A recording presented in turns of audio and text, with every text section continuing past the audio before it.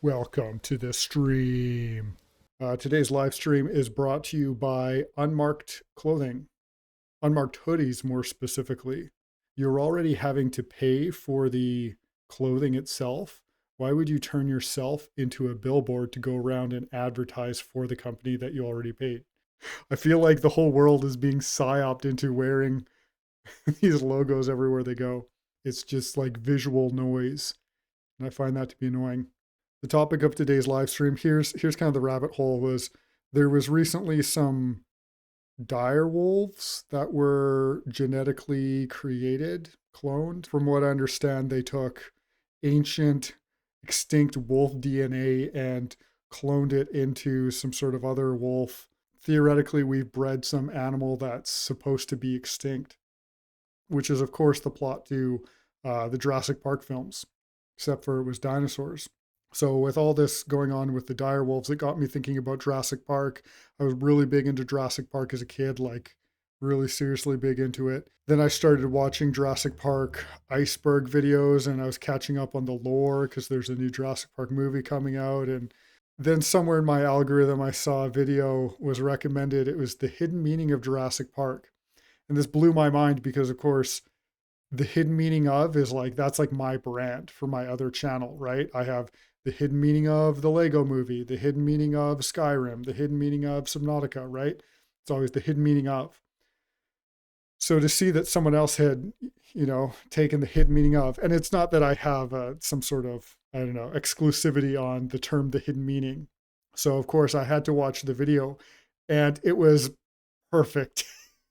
It was right on that line of being like, hey, I think this guy might be onto something, but also this is nonsense, where you kind of have you can't just have it playing in the background. You have to actually be paying attention because you're not really sure how much of it you agree with and how much you don't. You don't even know whether it's 50-50. There's the hidden meaning of Jurassic Park, hidden messages in Jurassic World Rebirth. That's the new one that's coming out. And then there's Tranzilla Gods and Monsters, his Godzilla analysis. And I think that does a good job at kind of summarizing the guy's views overall. So the channel is Mystery TV. So he's doing some sort of pun. When they're doing things like that, they're deep into symbolism. All right, so this movie, Jurassic Park, is also about androgyny and transhumanism. Okay, so it starts out, he's kind of mean. Okay, there's our opening thesis there, that it's a story about androgyny and transhumanism. If you were to pitch that idea, knowing what I know now about these topics, having made my other videos and discussed this, I would have first said, wow, I hadn't considered that with Jurassic Park, but that's definitely true. The dinosaurs jumping from one sex to another, that's a key central figure of the story. As a kid, I didn't think about these things, but now that I see dinosaurs in some ways connected to dragons, and there being this idea of trying to give a body to disembodied beings. There's something to that. Just ideas around the Nephilim and everything. There's ancient DNA being like resurrected or rebodied into the world. That's one of those tropes that causes me to, that was one of the things about Skyrim was, the dragons are returning. And actually, interesting little side note, one of the alternate ideas for the Jurassic Park 4 movie, which I guess would have been Jurassic World, but there was a concept for Jurassic Park 4 that never came to be, and it was going to deal with dinosaur human hybrids. So that's, even more interesting. But anyway, so all I'm trying to say here is that this guy's general premise, I can dig it. I think he might be onto something. But let's hear why he's come to the conclusions that he's come to. Mean to this boy here at the beginning, but what happens by the end of the movie, man changes into a woman. It's the pregnant man theme that we also saw in Godzilla. Okay, so that independently, I wouldn't have come to the conclusion that this is some sort of representation of a pregnant man, because Alan Grant's story arc is that he's He is like antinatalistic. He is against children. He doesn't like kids. He goes through this journey with these kids. He becomes their protector and everything, and they grow on him. And by the end of it, he's okay with these kids. And there's a whole other thing there with the with Dr. Sadler, who he's in a relationship with. I suppose she wants kids and he doesn't. And anyway, the movie ends with this idea that, well, maybe they would have kids. Now he's open to the idea. But him being okay to the idea of having children, I wouldn't say that that puts him in some sort of pregnant man role. In Godzilla, Godzilla was a pregnant man. The man became a mother. In all these movies talk about DNA. They actually use the words DNA in many of these movies. Paleo DNA, ancient life forms being. I mean, to be fair, it would be really difficult to create a story around dinosaurs without mentioning DNA as any sort of explanation. Basically, the plot would have to be either dinosaurs have always been around, they never really went extinct, or you're using science to bring them back. And then you're going to have to get into science mumbo jumbo, and there's going to be talk of DNA. Resurrected. And they are resurrecting the primordial sample. The miracle of cloning. That's a pretty interesting concept. Which is asexual reproduction. Okay, so they say the dinosaurs left their blueprints behind for us to find. All right. Again, that goes back to the plot in Assassin's Creed, where you're trying to identify the special DNA. I forget what they're called, but he might be onto something to say that there's this primordial DNA, the source, the origin DNA. The blueprint, which is a footprint. All right. The footprint is the genetic blueprint. Blue is the color of aliens. Okay, that's losing me there. Blueprint. The footprint is the blueprint. Okay, yep. Because sometimes if you're looking at something from a bird's eye view, it leaves the footprint. That's the area that it takes up. I can see the correlation between that and blueprint. But aliens. Outside of the terrarium, a genetic blueprint, gene hacking, a gene hack man. And they're Gene hack. He's not in this movie. There's the primordial sample, the genetic blueprint, and there's the scientist with the syringe. These are all symbols you see in all these different movies. And by the way, the old man with the cane is kind of like the man in the wheelchair. It's the disembodied spirit.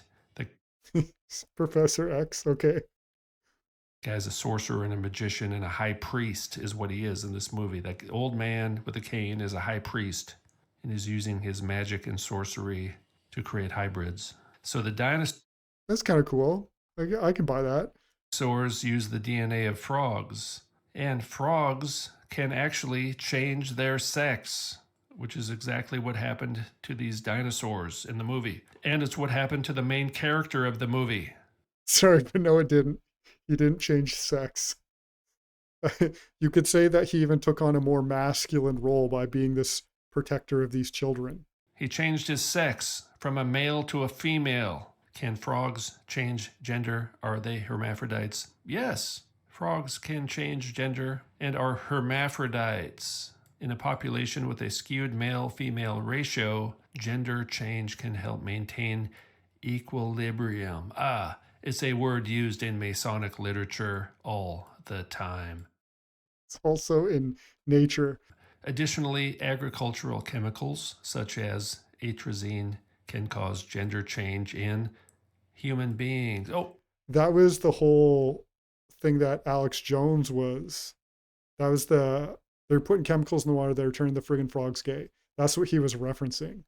But I don't know why this guy's so hung up on because it happened to frogs, that means it's happening to humans. Chemicals such as atrazine can cause gender change in human beings. Frogs. Like, I want to say that as a theme, yes, that is one of the themes of the story. And I think it's a very clever plot device.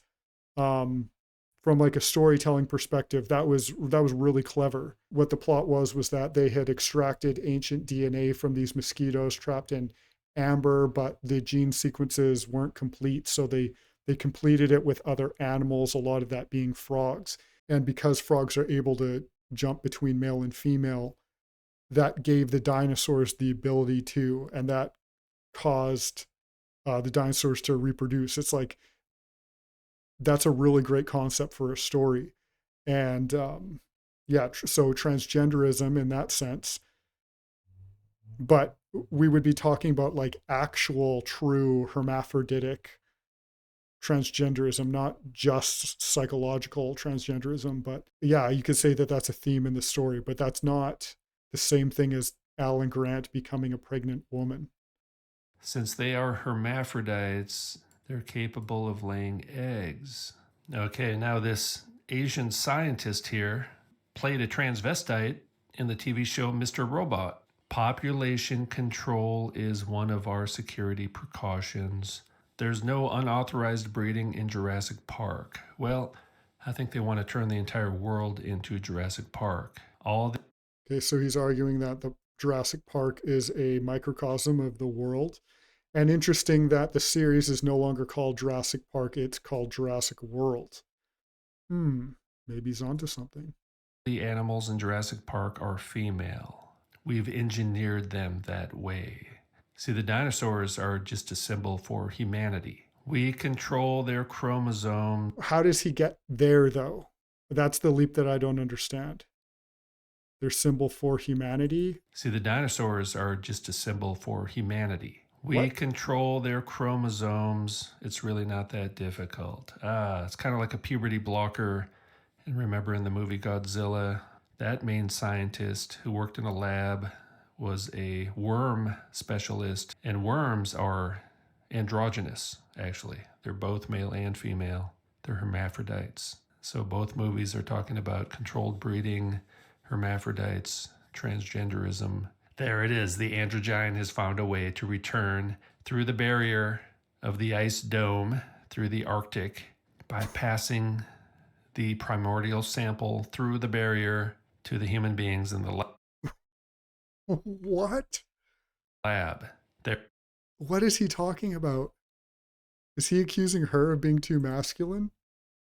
it is. The androgyne has found a way to return through the barrier of the ice dome through the Arctic by passing the primordial sample through the barrier to the human beings in the lab. There it is. Genetic What? power is the most awesome force the planet's ever seen. And that's why they want to inject everybody on Earth to change the entire species of Is this Godzilla? humanity into something else. And there's a reference to King Kong, right? They actually say the word King Kong, which is another Bigfoot who leaves a big footprint. And it's all Universal Studios, and they want to self-reference each other because it boosts their own brand. Which is the genetic blueprint, another creature from the abyss. And they go through the gate, a spiritual portal. It's like an arch, the Arch of Titus. Dinosaur droppings. All right, here's the fecal matter. Dino droppings. So we got the DNA, we got the syringe, we got the big footprint, and we got the fecal matter. And he says that's one big pile of fecal matter. As Ryan Bigfoot pointed out, a man happens to walk by with a pair of scissors. Big pile of fecal matter, and a man walks by with the scissors. I don't know how he spotted that, but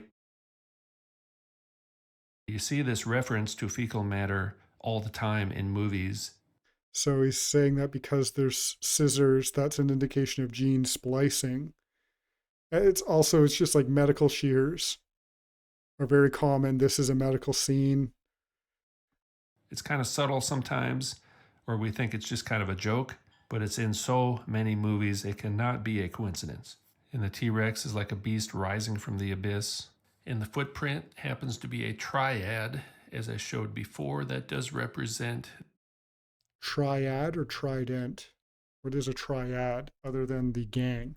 I guess that could work, a group of three. the third sex or the androgyne. Now, this guy from Seinfeld tries to smuggle out the primordial samples and it gets buried in the mud, right? It gets buried in the fecal matter. As a kid, I always wondered what was going to happen. It seemed like some sort of foreshadowing or some sort of loose end. They never really did anything with it, I think. And now the man is starting to take care of the two children, the boy and the girl. Will have to evolve too, he says, as he's holding the boy and the girl like a mother. He's the pregnant man, just Or like a father. like in Godzilla. Now, frogs have been known to spontaneously change sex from male to female in a single sex environment. The aliens from the abyss of chaos have returned. Life found a way. Another foot reference with the one breast. Look at that. One breast is showing as well. Pirates of the Caribbean is all about that as well. It's a religious movie. Oh, there he is kissing the boy. You see that? Bringing the boy back to life through some kind of ritual sodomy. And the No. So in the movie, Timmy is holding on to an electric, they're climbing over this electric fence and it gets re energized and Timmy gets electrocuted. And Alan Grant has to perform CPR on him and he does revive him. I don't know why he's equating that with sodomy. Maybe he's just equating it with like ancient rituals, but that's a bit of a stretch. final scene of the movie, we see the man as mother. With the boy and the girl, the rebus, the man has changed into a mother. That's what the whole movie's about. This guy becoming a mother. They're all androgynes now. The man. The other thing is that even though he no longer has a problem with kids, he still doesn't, in Alan Grant's arc, he still doesn't want to have children. And he and Sattler break up by the third movie, they're not together. And she has her own kids with someone else, I believe. Man has achieved balance and harmony and equilibrium. The man has transformed into an androgyne. Ritual androgyny has opened the gates to the abyss. And now they're going back to the mainland to spread the primordial androgynous DNA to the rest of the population. The man has become a mother. It's the pregnant man meme. The entire movie is about Sam Neill having a sex change. It's about transforming humanity into an androgynous race, the drag race, men giving birth, asexual reproduction, cloning, hatching eggs in a lab. The entire movie is about the dinosaurs changing their sex. Godzilla was the same thing. Godzilla reproduced asexually, gave birth to pregnant babies who also reproduced asexually. They talked about earthworms in Godzilla. Here they talk about frogs. It cannot be a coincidence that they're talking about androgyny so much in these movies, and that the literature of the secret societies talks about androgyny all the time, whether it's Blavatsky and Theosophy or the Freemasons. They're always talking about androgyny. It's the oldest religion in the world. And don't worry if you haven't really understood what I'm talking about here. It will become more clear because I plan to do many more of these movie breakdowns because they're all telling the same story using the same symbols. Thank you for watching. See you next time. Is he accusing her of being transgender? Anyway, I think he's on to something for sure. I would say that I probably even agree with his overall idea. He just loses me when he so flippantly jumps to people. Here's what I said in my chat. I said, I'm totally convinced that there are transhumanist messages hidden in movies.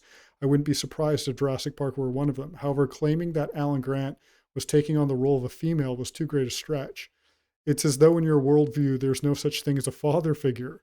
Him transforming from being antinatalist to pronatalist by the end of the film is the opposite of an androgynous transhumanist theme. I say when Grant was giving Timmy CPR, it could have been interpreted as some kind of baptism or resurrection, but you chose to compare it to sodomy. Completely insane and bizarre. He says, so the dinos change sex, but the humans don't. He clearly became a mother figure, not a father figure. Now, again, I replied and my reply is gone. I don't know what happened to it, but what I had said was, yes, the dinos change sex and the humans don't because That was the plot of that was literally what was occurring in the film because of the frog DNA. If the frog DNA were being spliced into humans, then sure. And you could say that, yeah, symbolically, that's the message that they're conveying, and that Alan Grant is the representation of that message. It's like, okay, but I still feel like you failed to demonstrate that that was occurring with Alan Grant. Is it in your worldview? Is it that anytime a father or anytime a man interacts with children, that's feminine? Like, what is the role of a father in your worldview? That's what I kind of kept coming back to. I was very confused by that. Let's watch his. This is the new movie that's coming out, Jurassic World Rebirth. And breaking news, there is a brand new Jurassic World movie coming out this summer called Jurassic World Rebirth. Well, what do you think is going to be reborn? Let's see if it includes some of the same things we just talked about. And again, How insane is it that that's the fourth Jurassic World movie? We're on Jurassic movie 7. What? Sakuba says, well, men become a bit more tamed when they have kids, right? Um, their priorities certainly shift. They take less, they're less reckless, but in a way, it's like they have a greater capacity for violence because there's an incentive to protect something. But again, his whole idea is that because he's interacting with these children, that's him becoming a woman. And it's like, what is more masculine than like protecting the weakest? You could say that that occurs in nature with like mother bears and stuff. But in terms of humans, usually the protector role is more of the father's role and nurturing is more of the mother's role. Yeah, in the human conception of these things, Alan Grant is behaving very masculine. and just even in the trailer, we see the same exact pattern. We need DNA from the three biggest dinosaurs. So, whenever you see a movie and they start talking about DNA, listen carefully to what they say. Now, this movie hasn't come out yet, but I suspect we're going to see footprints and syringes. I mean, we are getting the girl boss, Scarlett, what's her name, Johansson? She's the alpha warrior chick. And injections, possibly some fecal matter, or at least mud, and a reference, either exoterically or esoterically, to androgyny. Because if you think about it, the dinosaurs are kind of like a mythical creature from the past that no longer exists, right? Same as the cosmic androgyne. Basically, a type of mythological creature from the past. Although they believe they were real, just like most people believe dinosaurs are real, and they're bringing back the androgynes. He doesn't believe dinosaurs are real. I believe that they're just dragons. But so far, he hasn't drawn a whole lot out of the trailer. He's just sort of rehashing the previous Jurassic Park movies. So in the movie, they take a DNA sample or a DNA print, a big footprint, the DNA copy of the dinosaurs, and in real life, I think they're taking the DNA. They're taking the DNA of something from the past and making copies I think so too. and making hybrids. All right, that's what they're telling us. I think that's what like the Tomb of Gilgamesh is all about in the like Hillary leaks and stuff. I think it's possible that more wars are, well, not more wars, but the idea that wars are only fought over oil, I think is a little silly. Maybe they have a secret island where they're doing all the research. Things escape from a lab in this movie, and we've seen that narrative. And we have a girl with a gun. We know what that means, but there's actually one more photo, and this seals the deal. What does that mean, a girl with a gun? It means androgyny. Exact same words I've been using across multiple videos. We have a sample. What kind of sample? A primordial sample. The dinosaurs are primordial beings. The androgyne is a primordial being. The egg, we just looked at all the egg references in Blavatsky. We have the egg-born androgynes, and they're getting a primordial sample, and they're going to inject it. in people. Now, we almost have the hand sign here, by the way. It could be a partial hand sign because they haven't received the sample yet. What? That's a secret hand sign?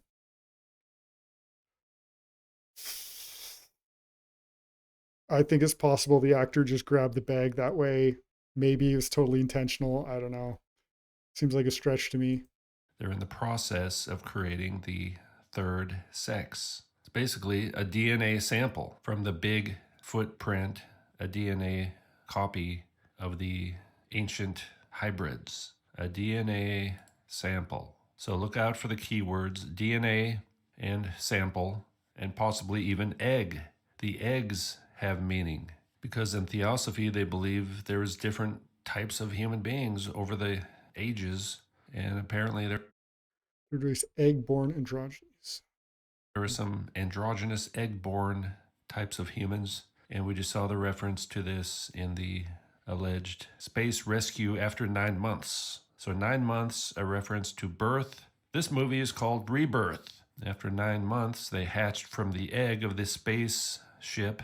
They went to the nest and they hatched from an egg. So basically, it kind of shows that the whole media industrial complex is run by some kind of cult, at the very least, and they believe these things. And we see the same stories being presented to us, primarily esoterically, in the movies, the TV shows, and even in the news. The news story. Like this guy's so far out there, but I don't think he's wrong. I mean, I would disagree with him about some things. Just what I find fascinating about this is it's a big thing what he's asking the audience to take on. Stories are basically fictional. And I feel like it's one thing for me to who has looked into these things plenty of times before. Maybe I'm just his core audience. I'm his target audience that he's going for, people that already have some level of understanding of these things. But otherwise, if he's just gonna throw these ideas out there to a layperson, oh man, he's asking for a lot. Stories, very similar to these movies, with the same esoteric messaging.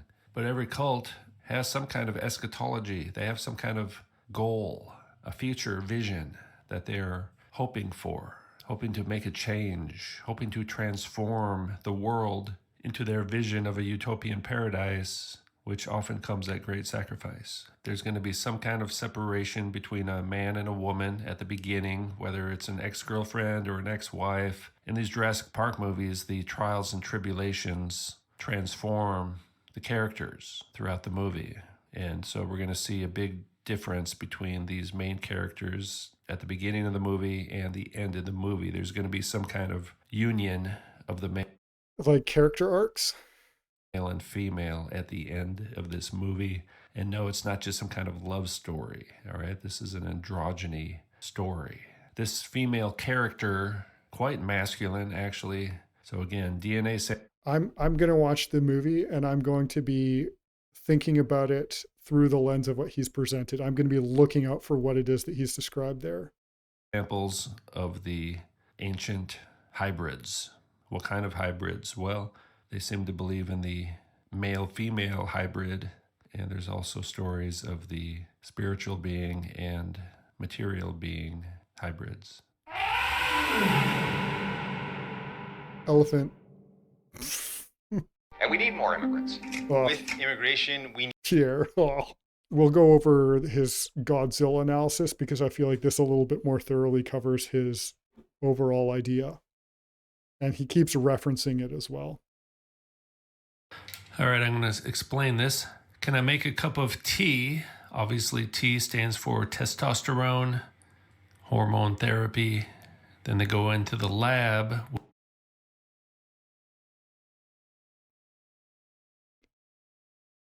A cup of tea? That's obviously hormone therapy. That's testosterone. I told my wife about this and she couldn't believe it. She was like, no way, it's a joke, right? Like the guy's joking. In my Discord as well. Yeah, Sakupa. He was like, no, this guy's pranking.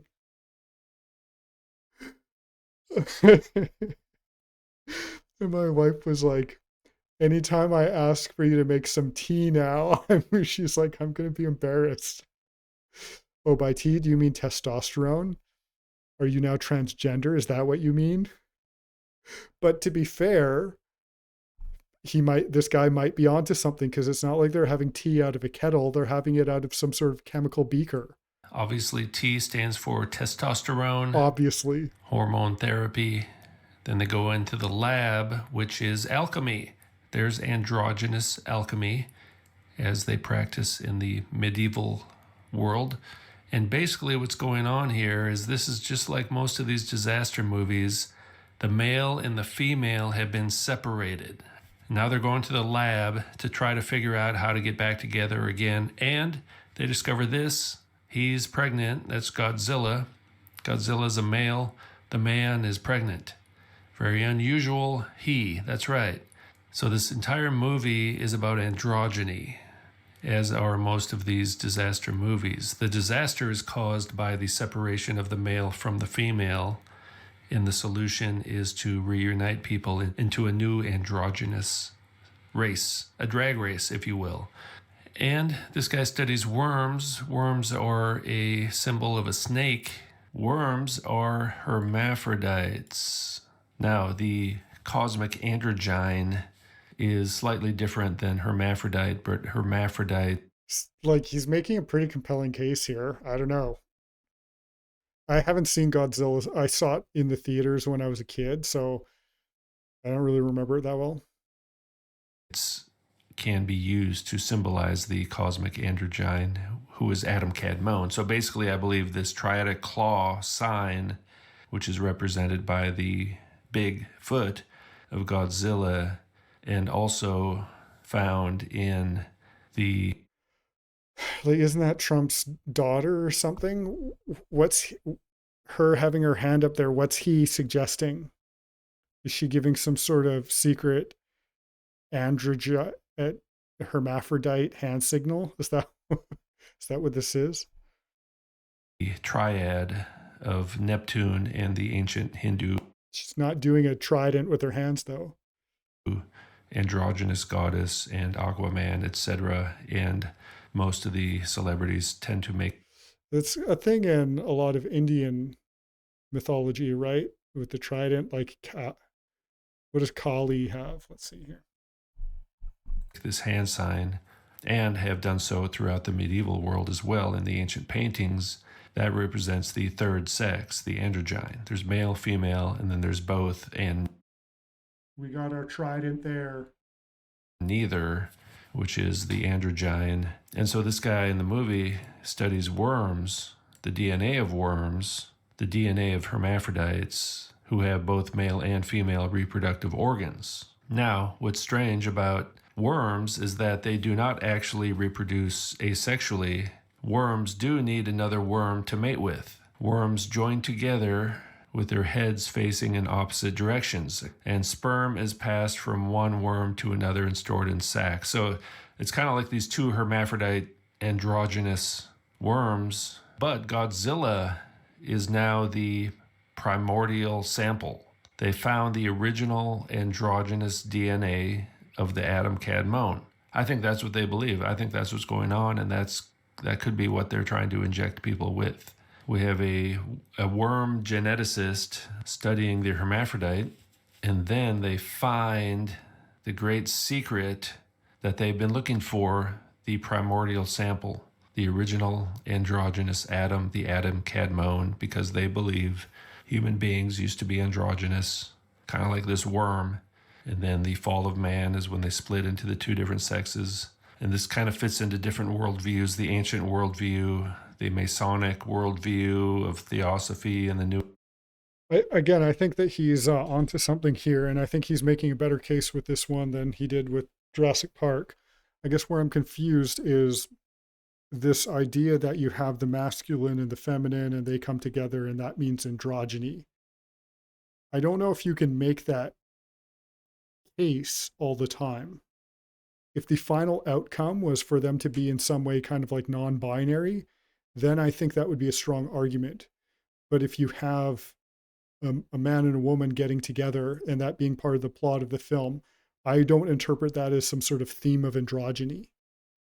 New Agers and Crowley and even Babylonian mysticism, Kabbalah, Judaism, it all goes back to monism, which is we are all one. We are all God, as opposed to we are created by God, but we are not God. We will be glorified, but we are not God. But in the androgynous worldview, all is one and we are all androgynous gods, something like that. We are all the drag race. We are all drag queens. We are all earthworms. We are all the serpent in the garden. Why do they call it drag race? Why did he appear at that particular time?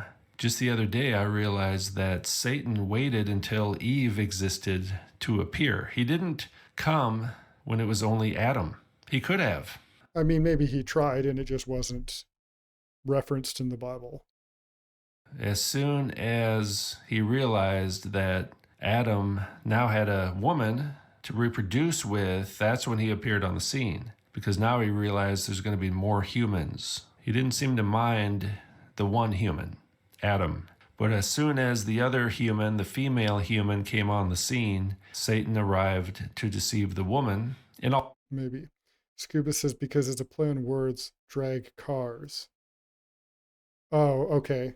Right. That makes sense. All three of them were punished for their crimes of treason, essentially. But I think part of his plan was to stop human beings from reproducing. And there are references to reproduction in Genesis 3, talking about the seeds. So maybe I do think that there was an attempt there to interfere with human sexuality.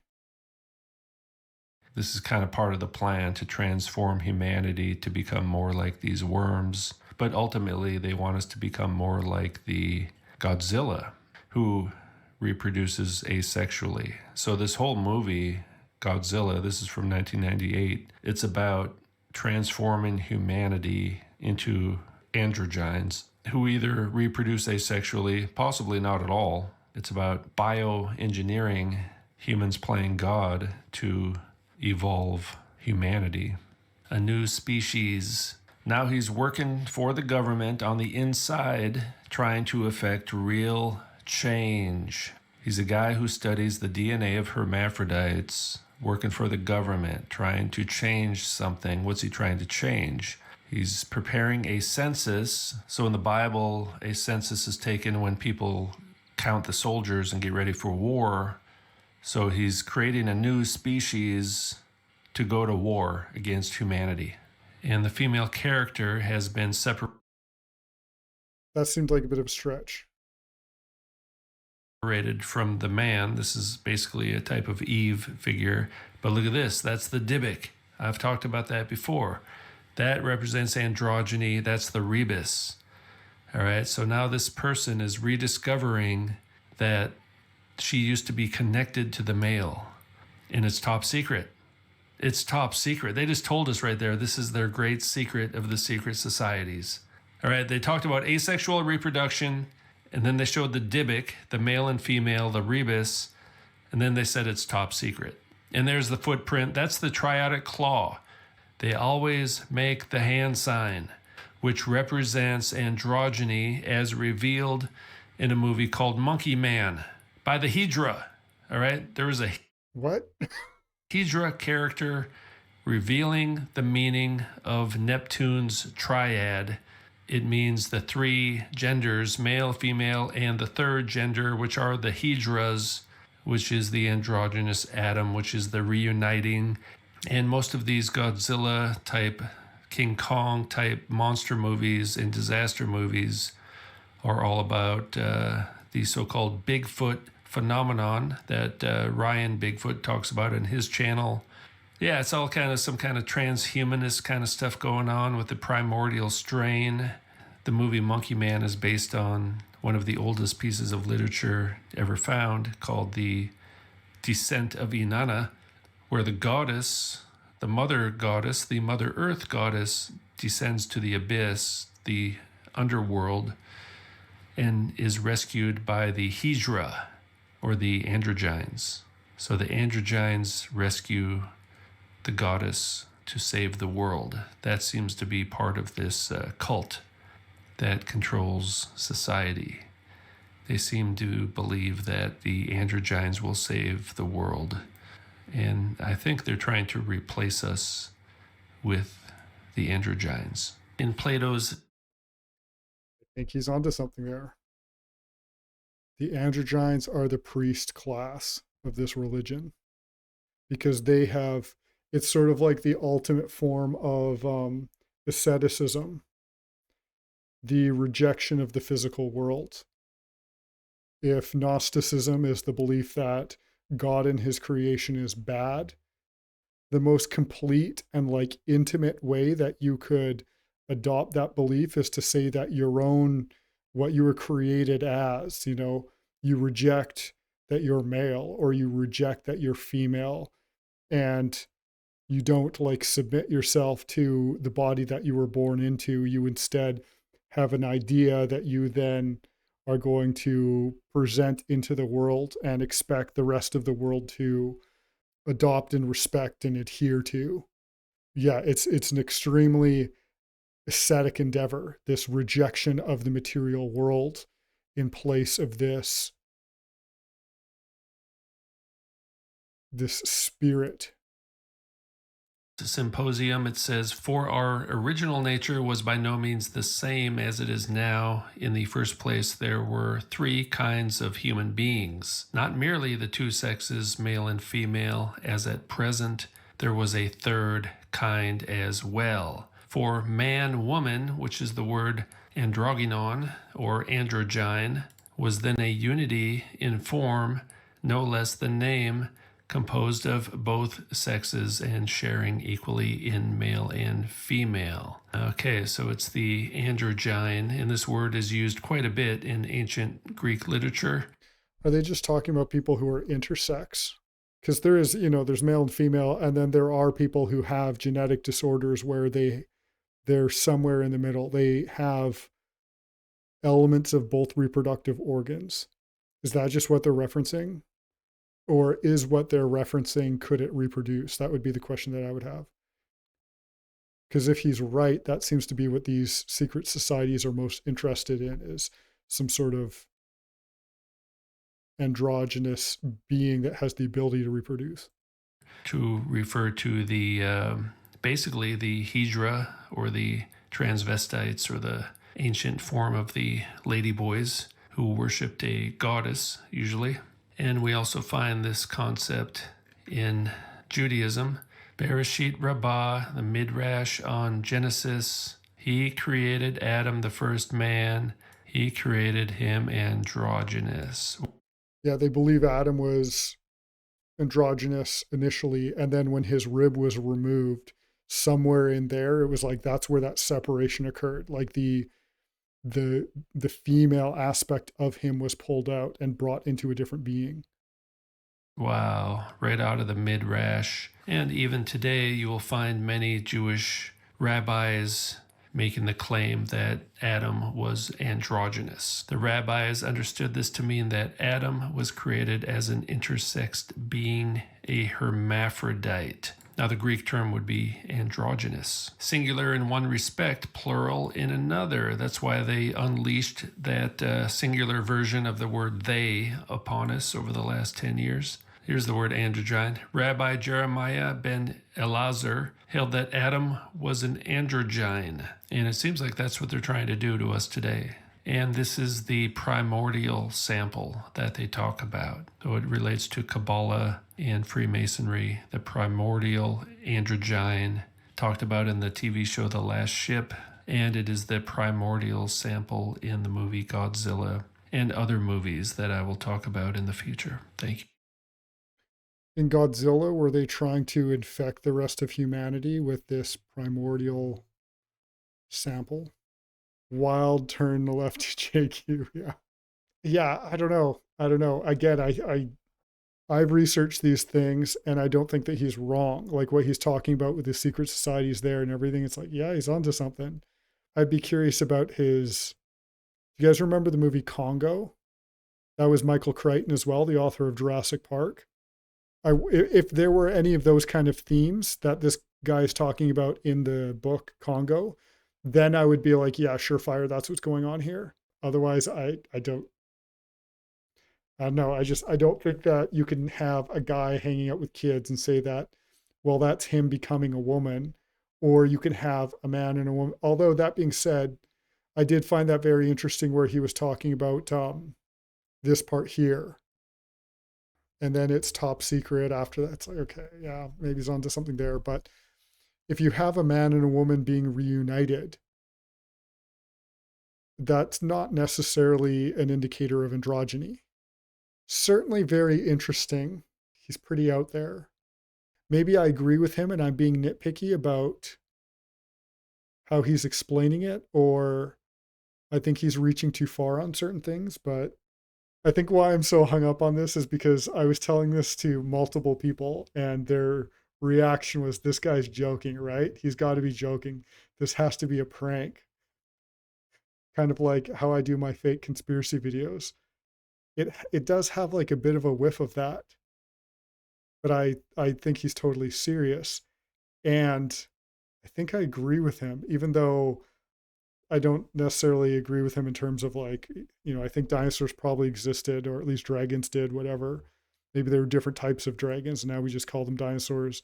I don't know what his views are on cosmology and the shape of the earth and space, all that kind of stuff. I have no clue. He and I might disagree about that, but his representation of these occult belief systems, he's right about that, as far as I know, anyway. I can see how those themes are present in the movies he's describing. Maybe I need to watch the movies again because, like, I really don't remember Godzilla. Maybe he's making leaps here, but overall, pretty compelling. Scuba says, I think the way he talks like an aloof, it's almost like if you would have Norm Macdonald doing these and always wondering, is he joking? That's exactly it. Anyway, I hope that was interesting for you. I'm not sure what to think of it. I do appreciate that someone else is doing a hidden meaning of analysis. I'm glad they're doing it at Jurassic Park. Thanks for watching. See you when I see you. And enjoy the 7th Jurassic movie.